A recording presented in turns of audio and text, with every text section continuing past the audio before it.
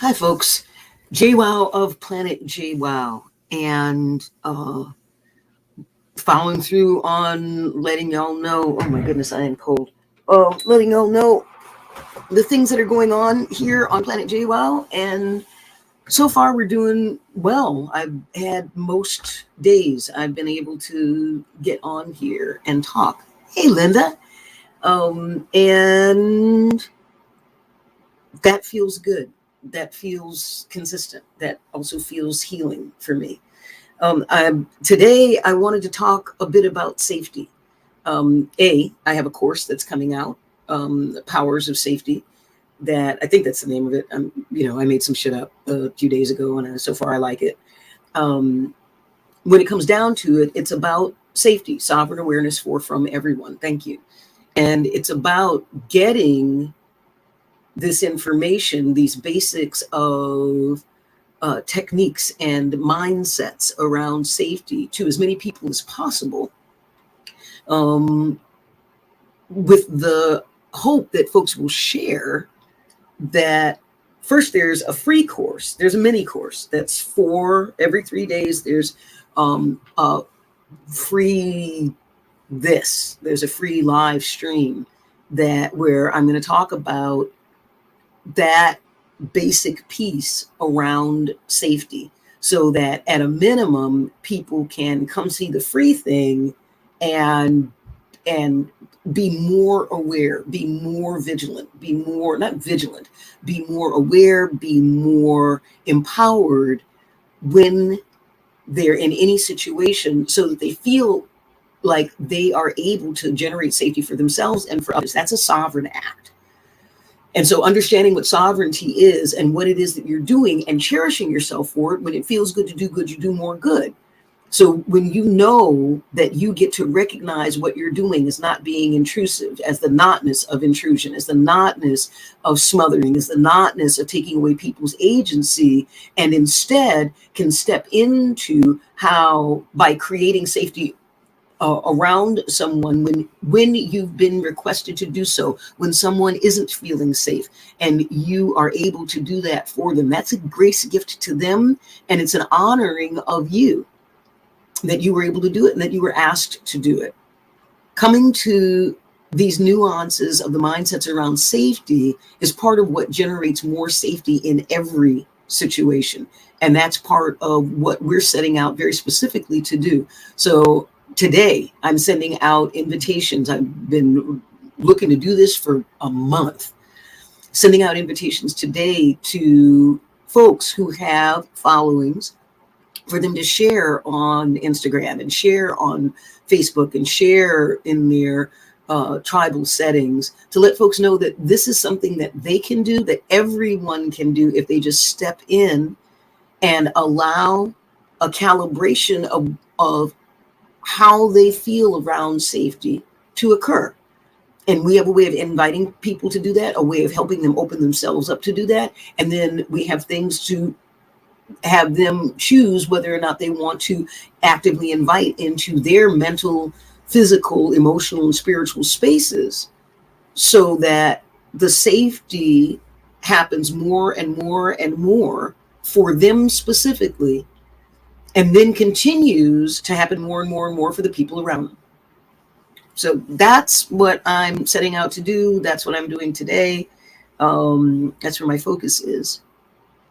And it feels important personally to say, because safety isn't simply about, whether or not you get hurt.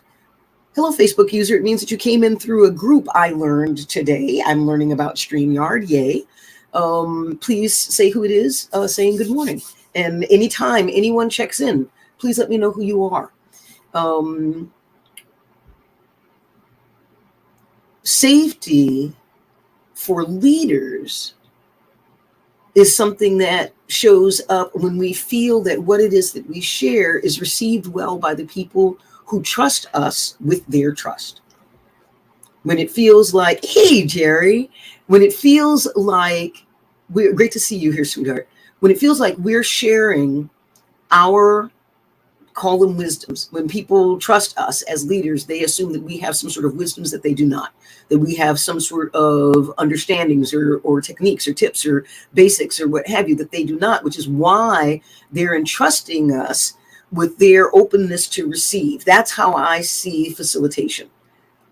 And so, and I'm saying that's how I see facilitation. Other people may not see it that way. That's the fundamental structure with which I'm working. It's also important to me to feel heard, to know that not only is what I'm sharing being received, that it's something that can be used. It's part of what I love about the feedback that I seem to be getting here on these Facebook Lives from those of you who are doing this not only live when I'm streaming, also asynchronously, because people are commenting as they're involved in what it is that, or involving themselves in what it is that we're sharing here. Feeling heard as a leader or as a guardian, as we talk about on Planet JWoww, the feeling heard as a leader encourages at least me to share more, to reach into myself and my life, to reach into myself and our lives more, deeper, broader, and bring forward things that we think, tools that we think are going to be helpful. One of these tools is generating safety. Straight up. Being able to generate safety for self and other, huge. The beautiful thing about the safety that I'm talking about, that we work with and build on Planet JWoww, we're talking about a safety that comes out of accountability and agency. It comes from a place of empowerment, not from a place of desperation or fear. And that is a huge differentiation. So often when we talk about safety, there's a feeling of scarcity, of deficit, of fear, of impending danger that threatens our existence. I'm coming from a place of safety. Safety is created by the ethical dangerous ones. So the danger part is handled in my world. Ethical dangerous people are the ones who are able to step outside of the alignment of a culture completely. When you're able to do that, then you're a threat to the edges of that culture, which means you're a threat to the existence, the existentiality of that culture. That makes you a dangerous one. Okay, for me, with the American military, I'm ready to fight. I'm ready to die for my country. I'm all in. The problem was that when I got deep into my emotionality, my energetics created an existential threat, literally, to the American military. And the bottom line was that when I was in a bad mood, Green Berets dropped their gun parts. That happened. And that's why I was excused from the American military. I have an honorable discharge. I have a secondary honorable discharge. The secondary honorable discharge means that the American military can never mandate or call me into service, even if the country is burning down. If I choose to volunteer, I may be allowed to, and I may not. Because what I am, who I am, is literally a threat to the American military. And by the way, I'm not just making that shit up. I had one of the 4-star generals that I was training for the Pentagon, because that gets to be a real statement, check on whether or not that was true and still true. And he came back laughing. He's like, well, you really did a doozer when you were a kid. Like, yeah, he said, including the fingerprint that you didn't have, and that, am I getting this correctly? You, and I quote, snapped off dancing. He said, I've been laughing all night.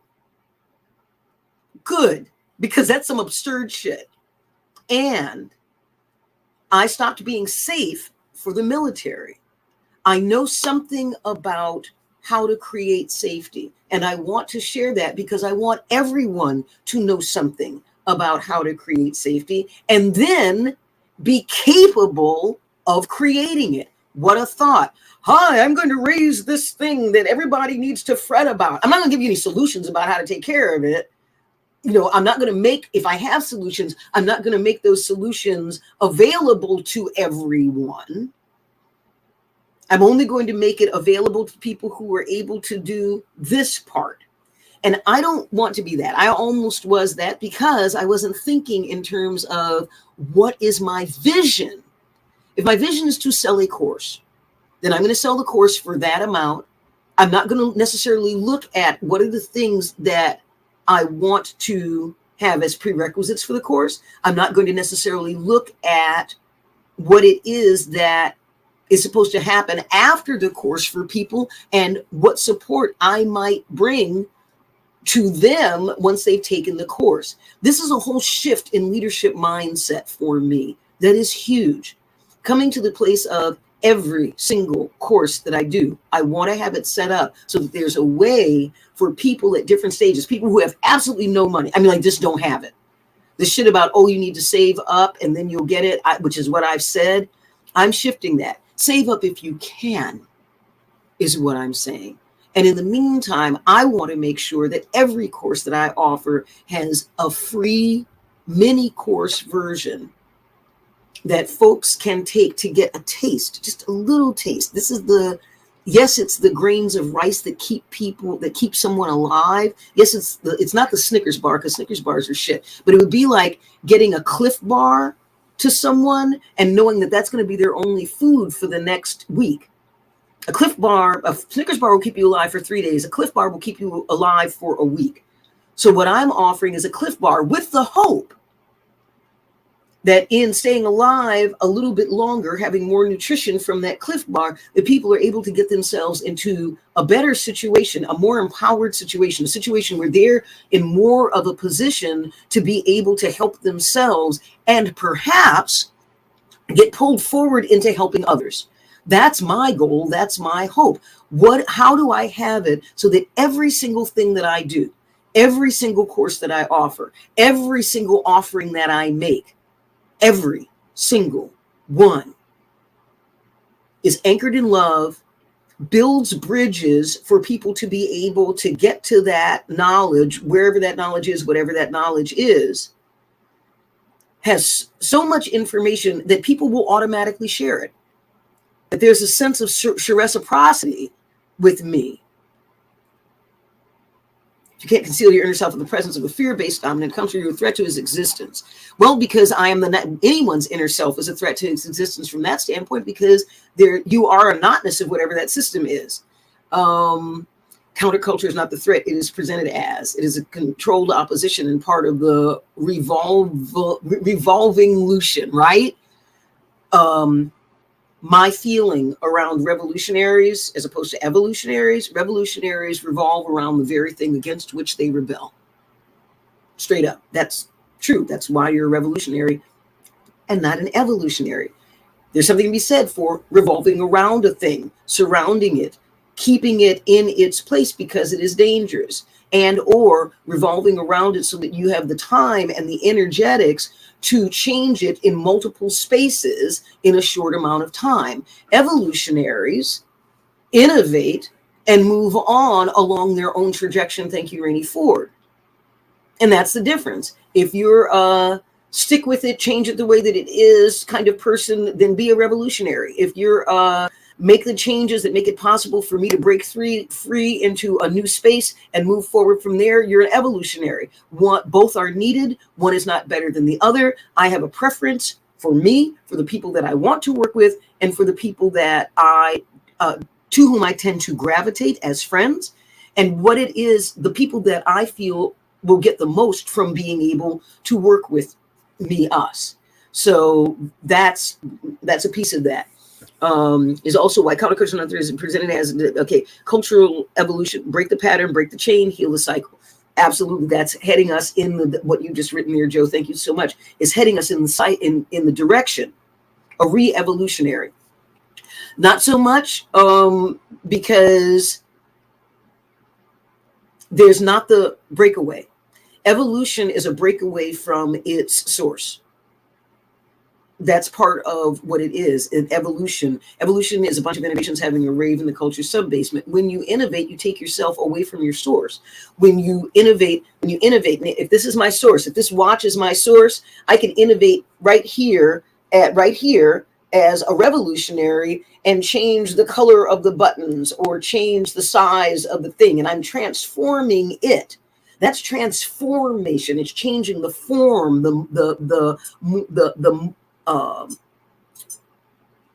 it's not the morphology, but it's the actual form and formation and structure of the thing as it exists. That's what revolution brings. Evolution breaks patterns and cycles and moves into a new place. And it does that over and over and over again. Evolution, through innovation that breaks cycles, breaks patterns, creates a new thing, even if it's a minor transformation. With innovation, when you stack up those innovations, when you stack up those minor transformations, eventually a thing is transformed completely away from its source form. It may carry the energetics, the nourishment, the roots, the legacy, all of that of where it's been. One would hope that it does, that what is useful out of those roots, out of those legacies, etc., that gets brought over to, that's something that is part of what happens at the as the thing evolves. It becomes nourishment for how the thing evolves. It becomes a part of how it guides the trajectory of how the thing evolves. Which innovations do what? Which innovations are accepted in which realms? That gets to be true. And that evolution, that empowerment to be something other than what you've been, that takes us out of the revolution place. It takes us out of the transformation space and into the transmutation space. It takes us into a complete whole shift out of our source. So how that applies to creating safety is we are in the process right now of moving out of a culture of consent and into a culture of welcome.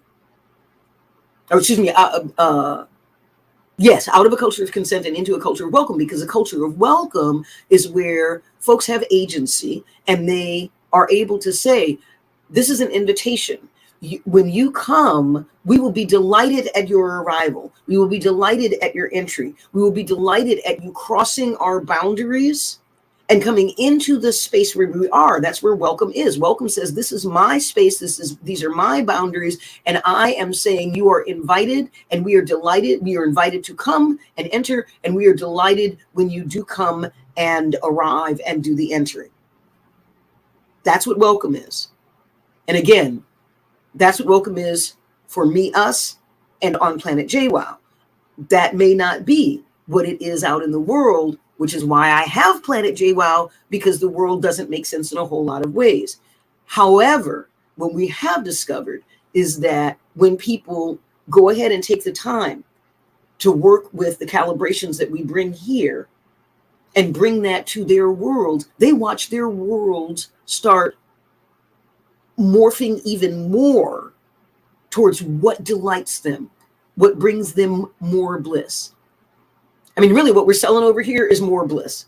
I just can't get the world to understand all of the details of what that could mean, because that would just be really short marketing. It's like, if you want more bliss, come over to Planet JWoww. That's it. If you don't want more bliss, then don't come. I have to make this complicated because people are accustomed to all of the things and hearing all of the and what have you. And also, out of their own due diligence, and this is fair, they're going to want to know more about me, us, know more about Planet JWoww, whether or not we are legit, whether or not what we're offering actually makes a difference. Have other people done this? What is it about us that is different than, I don't know, just about everybody else, if not everybody else? What is it that we're doing here that makes it so radically different that it makes the massive difference that it does? Because it does. So part of what I'm doing to get to that is I'm going to be putting out a survey. And it's a call for testimonials. It's, if I've made a difference in your life, if you sit and watch me, for hours talk, if I am helping you uplift your life, helping you understand what it is that you want to do more of so that your life is more blissful, if I'm simply entertaining you in the middle of your shitty day, if I'm entertaining you in the middle of your wonderful day, and I'm so aligned with what it is that has you feel good and be good in your life, that you are delighted to spend time with me even when you feel great, that's fantastic. I would love to be that.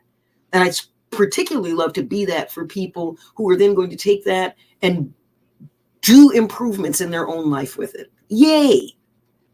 That's pretty neat. It's an honor. So I'm setting out for that, and I'm discovering that the best way and easiest way to do that are more complex invitations that help handle the questions that people have right off the bat. Why should you listen to me? That tends to be, why should I listen to you, JWoww? First of all, I'm the should thing. You shouldn't. Why should you listen to me? You shouldn't. If you're listening to me out of a place of, because should is made out of cultural shame, capping the potential of your could. Should, S-H, the ud, and it comes first. First thing you encounter is a shame. So that's what should is. So should you listen to me? Absolutely not. Under any circumstances. Tell cultural shame to fuck off. I would love if you would accept my invitation to come play with me, come listen to me, with the hope that what it is that you get here is going to lift up your life and lift up the lives of the folks around you who notice that you're being lifted up. And because you are, it is also my hope that part of what you learn here is about your reciprocity, and that you share this and what's lifting you up, knowing that it's going to lift up your people. So you're going to have more people around you who are calibrated along the lines that you are, which, please believe me, is so yummy. Most people do not have that. 99.99% of the human race does not have that at the level that I have it. The people around me, it's not that they don't disagree with me. They disagree with me all the time. That's not the point. We are aligned in how we're moving our lives forward to make a difference for other people that is positive and empowering and nourishing. Reach finding our ways to do that.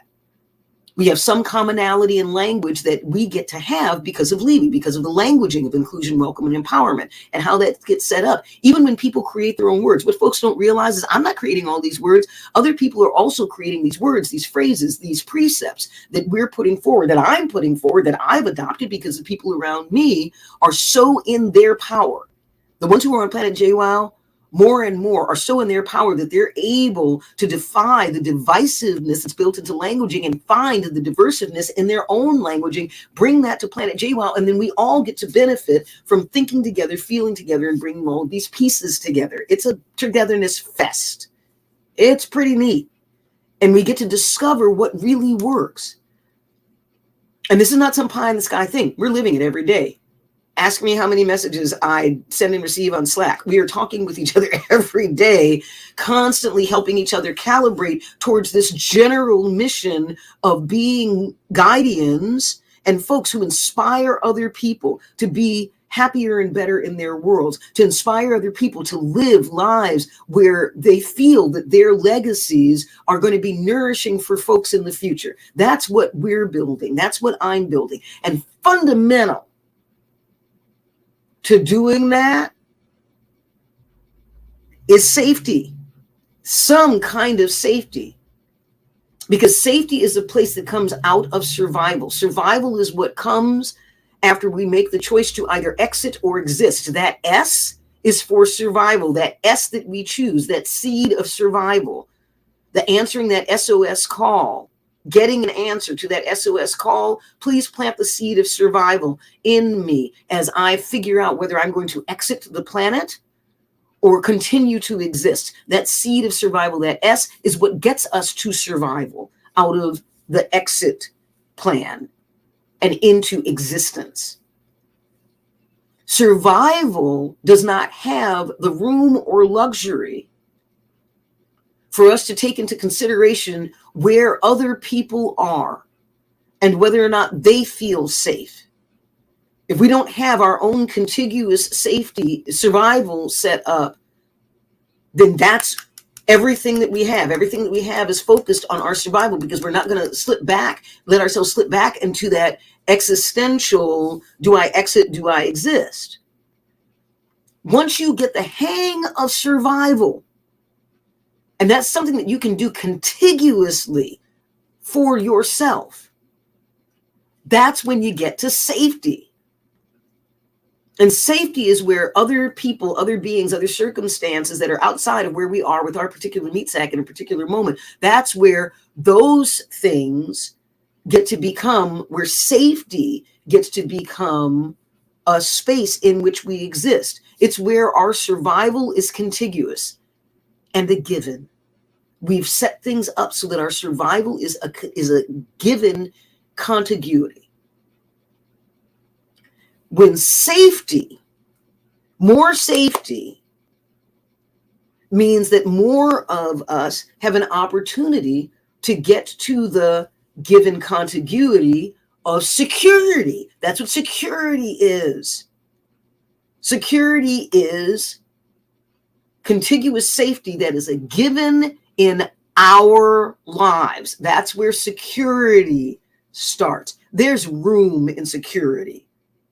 There was no room in survival. There's a little bit of room in safety, because you want to keep yourself safe, and want to be able to do that ongoingly for self, so that that's a given, and you're not thinking out of that adrenaline rush place all the time. Am I safe? Am I safe? Am I safe? Am I safe? Am I safe? Am I safe? Am I safe? It's a bitch.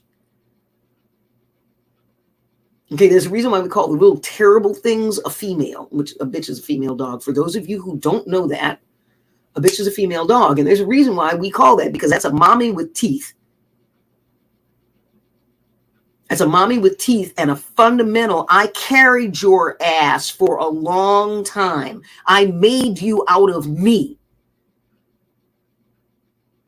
If I'm going to get pissed off about a thing, I have a whole other level of pissed off that unless you carry something and make another thing out of yourself, you don't have the same kind of pissed off.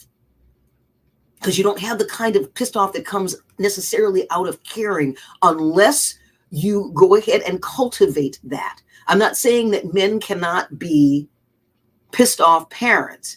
I'm saying men are incapable of carrying a child to term in a way where they then feel a biological connection and accountability with that child. They can feel an energetic accountability that is greater than the biological accountability that the person who bore that child into the world feels. I'm not saying that there aren't shitty moms. There's shitty moms and great dads. That's not the discussion I'm having. What I'm having is a talk about how safety is something that is a cornerstone.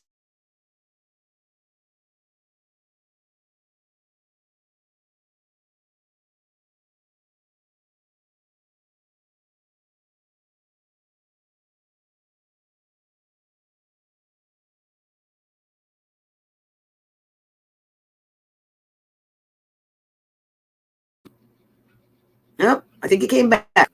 I'm still here. If you guys are still here, sorry about that blackout.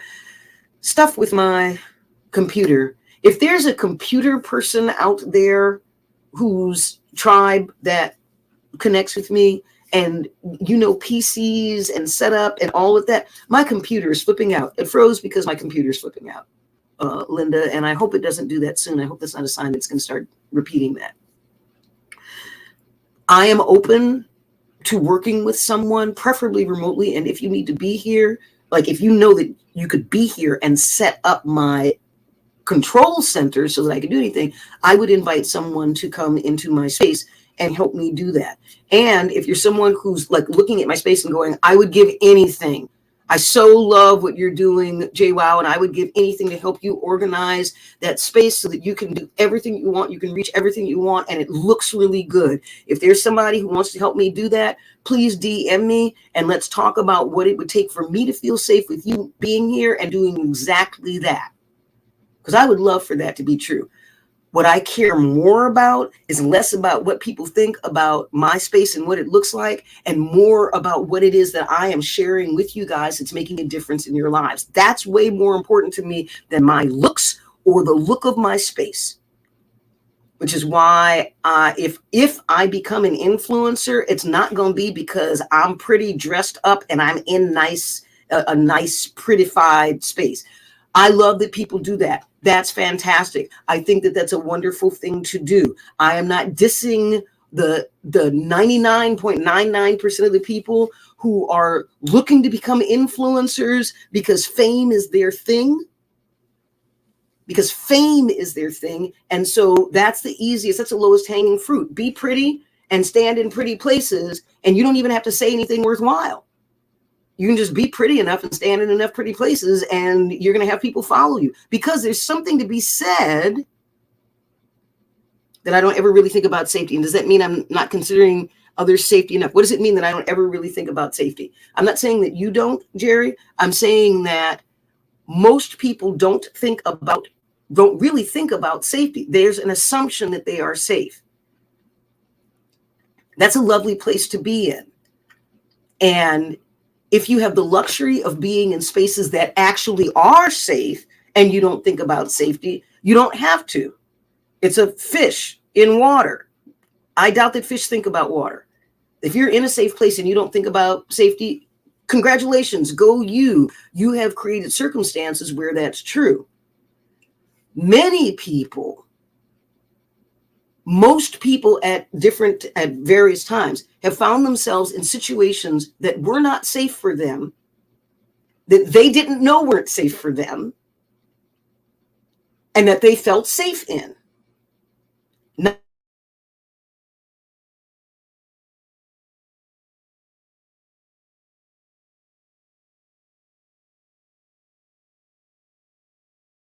because they thought about the safety.